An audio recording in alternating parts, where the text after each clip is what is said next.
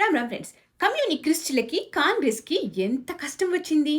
Hindenburg అని రిపోర్ట్లు చూపిస్తూ ఆదాని మీద బురద చల్లి చిల్లర ఏరుకునే ప్రయత్నం చేశారు ఇన్ని రోజులు. हिंडनबर्ग रिपोर्ट आई, भंवरे ने खिलाया फूल, फूल को ले गया हिंडनबर्ग। हिंडनबर्ग रिसर्च की रिपोर्ट के मुताबिक कि सिर्फ हिंडनबर्ग विषय पर नहीं जांच होगी। पिछले हफ्ते हिंडनबर्ग పెద్ద మీడియా ఇన్వెస్టిగేషన్ ఏజెన్సీలు ఉన్నా కూడా ఎక్కడో అమెరికాలో ఉండే హిడెన్బర్గ్ రీసెర్చ్ చెప్పేదాకా అదాని వ్యాపార సామ్రాజ్యం ఒక పేక మేడ అనేది మనకు తెలియకుండా పోయింది. ఈ రోజున అదే హిండెన్బర్గ్ ఖేల్ ఖతం, దుకాణం బంద్ చేసుకొని పరుగు. कल देर रात ये खबर आई कि जो हिंडनबर्ग के जो फाउंडर हैं नेट एंडरसन, उन्होंने आधिकारिक रूप से ये घोषणा की है कि वो अब हिंडनबर्ग के ऑपरेशंस को वाइंड अप कर దొంగ రిపోర్ట్లు చేసి ఎన్నో కంపెనీల బర్బాద్కి మూసేయడానికి కారణమైన హిండెన్బర్గ్ ఈ రోజున దుకాణం బంద్ చేసుకున్నాడు ఎందుకు? అయితే అంతా బాగానే ఉంది, కానీ ట్రంప్ ప్రెసిడెంట్గా ప్రమాణ స్వీకారం చేసే కరెక్ట్గా ఒక వారం ముందు ఈయన పెట్టా బేడా సర్దుకొని ఎందుకు అన్నీ మూసుకొని పారిపోతున్నాడు?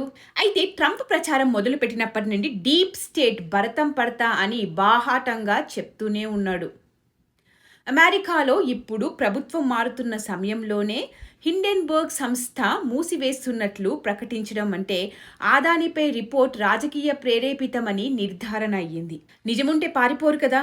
మోదీని అధికారంలో నుండి దింపే అంతర్జాతీయ రాజకీయ కుట్రలో భాగంగా భారత్లో కాంగ్రెస్ రాహుల్ ఖాన్ సహకారంతో 2024 లోక్సభ ఎన్నికల ముందు భారత్ స్టాక్ మార్కెట్ పతనం, దానివల్ల భారత్ ఆర్థిక వ్యవస్థను దెబ్బతీయడానికి భారత్ స్టాక్ మార్కెట్లో భారీ విలువ ఉన్న ఆదాని గ్రూప్ పై హిండెన్బర్గ్ రిపోర్ట్ ద్వారా దాడి చేయించారు. The market turmoil eroded investor confidence and some even deliberately fear-mongered about the stability of India's financial markets. और 4 जून को खटाक से स्टॉक मार्केट अंडरग्राउंड चला जाता है. అసలు ఎవరి హిండెన్బర్గ్? ఏం చేసేవాడు? 2017లో ఒక కంపెనీ మొదలెట్టాడు. కంపెనీస్లో అవకతవకలు తప్పులు జరిగితే బయట పెడతాము అండ్ షార్ట్ సెల్లింగ్ చేస్తారనమాట వీళ్ళు. షార్ట్ సెల్లింగ్ అంటే ఒక కంపెనీ స్టాక్స్ని డబ్బులు ఇవ్వకుండా అప్పుగా కొంటారు, అమ్మేస్తారు. దెన్ స్టాక్ రేట్ తగ్గగానే కొనేసి మళ్ళీ అదే రేటుకి తిరిగి ఇచ్చేస్తారు. ఇక్కడ ఆ రేట్ ఎంత డిఫరెన్స్ వచ్చిందో అది లాభం అనమాట. అర్థం కాలేదా? నీ ఫ్రెండ్ దగ్గర ఉన్న 10 రూపాయల పెన్ని నువ్వు డబ్బులు ఇవ్వకుండా తీసుకొని ఇంకొకడికి 10 రూపాయలకి అమ్మేశావు. ఇప్పుడు బయటికి వచ్చి వాడి దగ్గర పెన్నులు బాలేవురా అని పుకారు లేపుతావు. 10 రూపాయల పెన్ను విలువని 5 రూపాయలు పడిపోయేలా చేస్తావు. అది పడిపోయినప్పుడు 5 రూపాయలకి తీసుకొని తిరిగి 5 రూపాయలకే ఇచ్చేస్తావు. అంటే 5 రూపాయల లాభం వస్తుందన్నమాట. స్టాకు పెరగవచ్చు కూడా, అప్పుడు నష్టం కూడా రావచ్చు. కానీ మోస్ట్ ఆఫ్ ద కేసెస్ ఈ సంస్థ చేసిన పని మాత్రం ఇదే.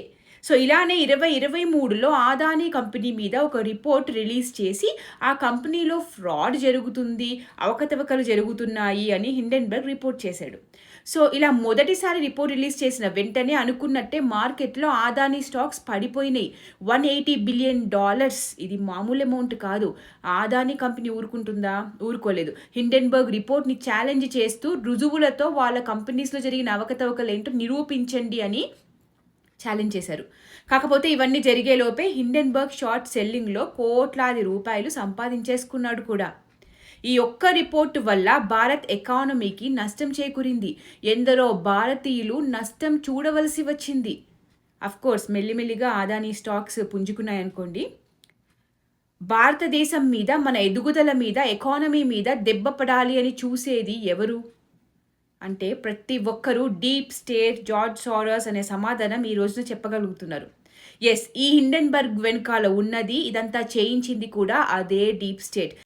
Modi is silent on the subject, but he will have to answer questions from foreign investors and in parliament. ఎందుకంటే ప్రతి 18 నెలలకి $1 ట్రిలియన్ జీడీపీలో చేరుస్తుంది మన భారత్ అని ఆదాని స్వయంగా అన్నారు. అదే ఆదాని గ్రూప్ బీహార్లో 20,000 కోట్ల రూపాయలతో థర్మల్ పవర్ ప్లాంట్ పెట్టబోతున్నారు. అది మాత్రమే కాదు, అత్యంత పెద్ద గ్యాస్ డిస్ట్రిబ్యూషన్ కంపెనీగా మారబోతున్నారు.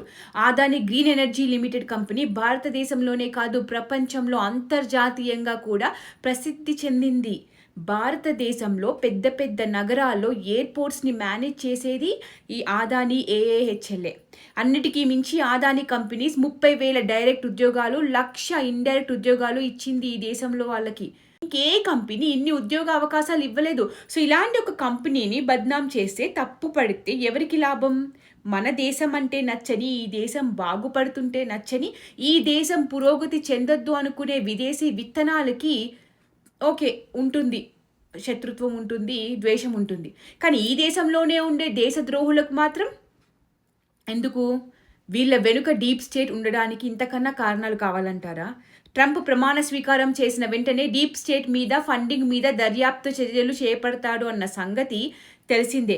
సో ఇలాంటి సమయంలో హిండెన్బర్గ్ కాలర్ ఎగరేసుకొని ఉంటే ఆయన వెనక ఉన్నది ఎవరు అనేది మొత్తం బండారం బయటపడిపోతుంది. తీగ లాగితే డొంకంతా కదులుతుంది. కాబట్టి పెట్టాబేడా సర్దుకొని ఏ రుజువులు లేకుండా అన్నీ దాచేసి కాల్చేసి పారిపోతున్నాడు. ప్రపంచానికి వీళ్ళ గుట్టు తెలియకుండా ముందుగానే జాగ్రత్త పడ్డారు. సరే, వీళ్ళ సంగతి తెలిసిందే. కానీ ఇక్కడ మనం ముఖ్యంగా గమనించవలసింది మన దేశంలోనే ఉన్న దేశద్రోహులను. ఇలాంటి ఒక డీప్ స్టేట్ ఏజెంట్స్ రిపోర్ట్స్ని వాడుకొని వీడియోల మీద వీడియోలు చేసి ఆ షార్ట్ సెల్లింగ్ కంపెనీకి అమ్ముడుపోయిన ఇక్కడ ఉండే దేశద్రోహులను గుర్తించాలి. ఎంత చిల్లర ముట్టి ఉంటే ఈ పని చేసి ఉంటారు, లేదా ఈ దేశం మీద ఎంత ద్వేషం ఉంటే ఇలా దేశ పురోగతి మీద ఏడుస్తుంటారు. ప్రపంచంలో ధనికులు ఉంటే వా అంటారు, మన దేశంలో భారతీయులు ధనికులుగా ఉండకూడదు. So beware of such people. నోటితో విసర్జించే వీళ్ళు ఇండిపెండెంట్ జర్నలిస్టులం అని చెప్పుకుంటారు. సో జాగ్రత్త. చెరపకురా చెడేవు అనే సామెత ఎందుకు వచ్చిందో ఈ రోజున హిండెన్బర్గ్ని చూస్తే అర్థమవుతుంది. జై భారత్, జై హింద్.